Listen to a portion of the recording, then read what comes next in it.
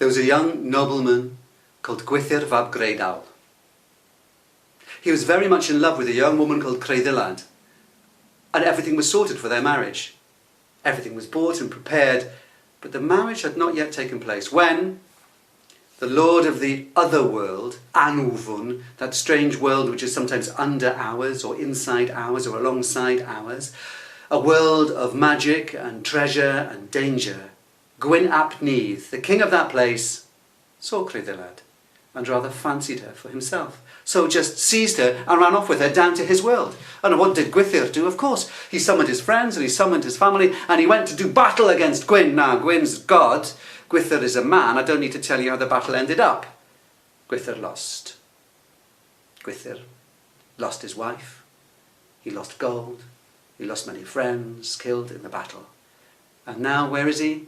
In a field, on his hands and knees, grubbing around for flax seeds. Now, he was in the field because Arthur had sent him there.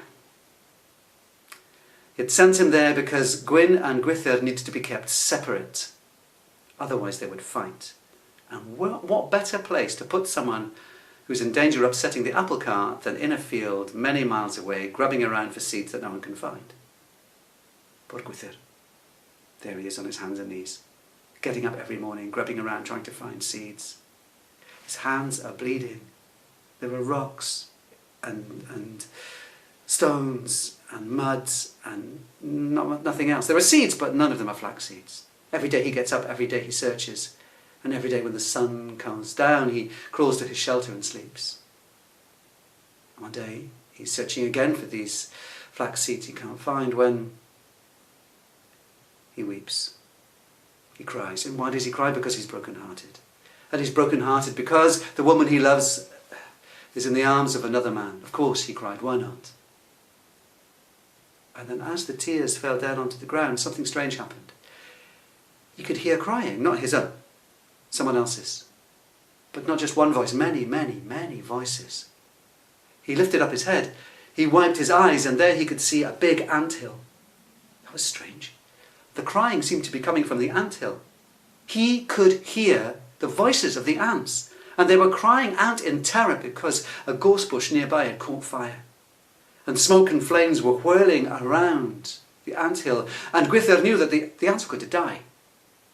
So he took his sword, he rushed towards the anthill, he chopped off the anthill at its base, he levered it up onto his shoulder, moved it to a safe distance and put it down. He leaned in close, and out of a crack in the anthill, little black antennae appeared, tiny, tiny, and a black head with big, shining black eyes. And out came the queen of the ants. And she said, Culhwch, you have saved my people. I am grateful, and so we will help you.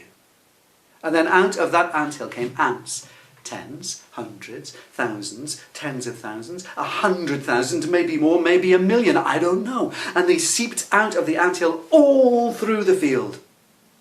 And Culhwch knew what they were doing because they were coming back, each ant holding a flax seed.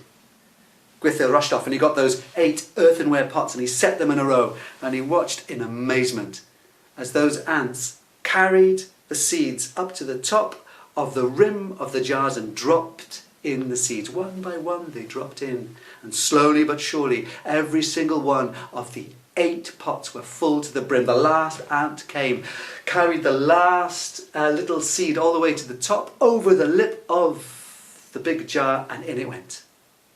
And then Culhwch looked at the first, the second, the third, the fourth, the fifth, the sixth, the seventh. But when he looked in the 8th pot, he could tell just by looking that there was one seed missing. He looked at the field, it just seemed vast. Every inch of it had been combed by the ants. Now what was he meant to do? Then a movement caught the corner of his eye. He looked and there was an ant coming.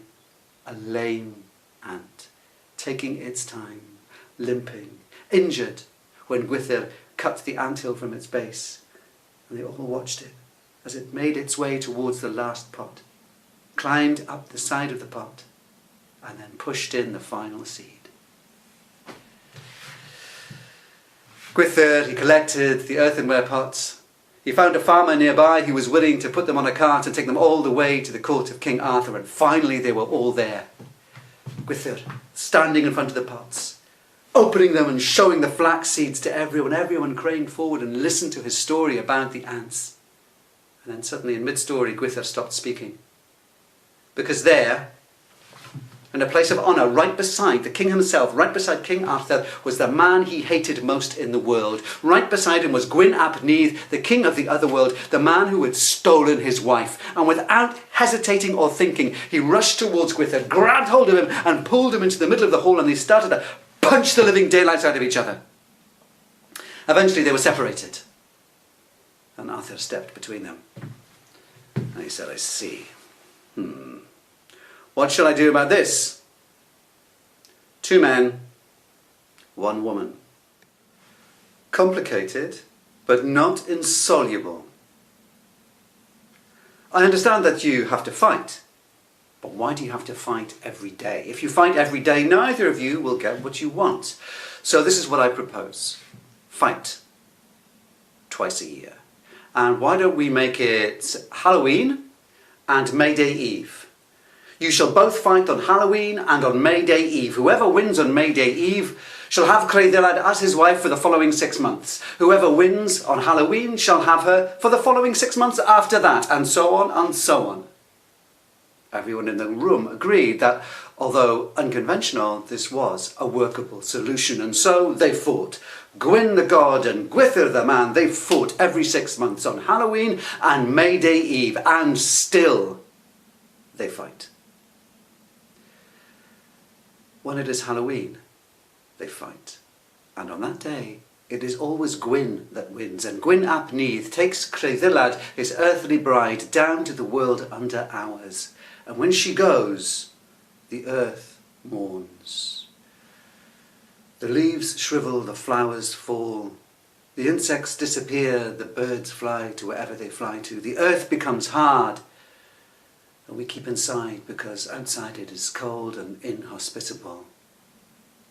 But then, on May Day Eve it changes. Because on May Day Eve they fight again. Except when May Day Eve comes around, it is always Gwythyr who wins. And he brings his earthly bride back. And when she arrives, the earth rejoices.